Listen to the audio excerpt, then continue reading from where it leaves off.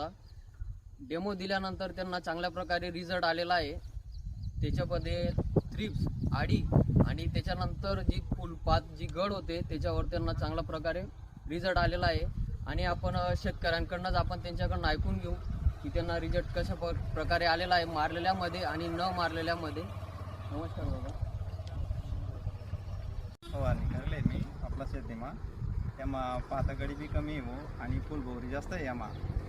तरी आपला दादा त्याचले जटे स्प्रे मारेले, फवारणी करेले, तडे काय रिजेट आहे आणि जटे मारेल नाही तडे काय रिजेट आहे ते बी दोन शब्द आपला शेतकरी परिवारातले सांग द्या. ते 5-7 चार्जेस मारेत आपण डेलिगेट फवारणी करेली आणि यामा फवारणी करेल मा आणि तताना फवारणी करेल मा फरक आहे जरा का. तिथे डेलिगेट फवारणी करण पाहिजे आपण सर्व शेतकरी मिळून अनुभव वाढणार चांगला. अनुभव. तरी आपलं सगळं जे परिवार आहे सगळं शेतकरी परिवारला आहे आपला खांद्यासाठी देणं भाई सांगस. जे आपला शेतकरी परिवारला कोणता का क्षेत्रामुळे आहे ना जे अनुभव भेटणार त्याच अनुभव आपण वापरायला काय हरकत नाही. लागे सर तुम्ही पण एक डेमो म्हणायची एकच क्षेत्राला मारा, बडा क्षेत्राला नको मारा. आणि जरी कंपनीवाला भाव होती ना आपण आपलं खुलं आणि मोकळं बोलणं आहे. कंपनी भाववाला सोबत आपला विश्वास नाही पण आपला जो शेतकरी राजा आहे यावरच विश्वास आहे आणि त्यानं विश्वासवरच आपण अरे ब्रेक मारा गाडीला. आणि आपलं खूप काही कामे आहेत तरी आपण टाइम काढीशी आपला परिवारला व्हिडिओ पण म्हटलं टाकी देऊ.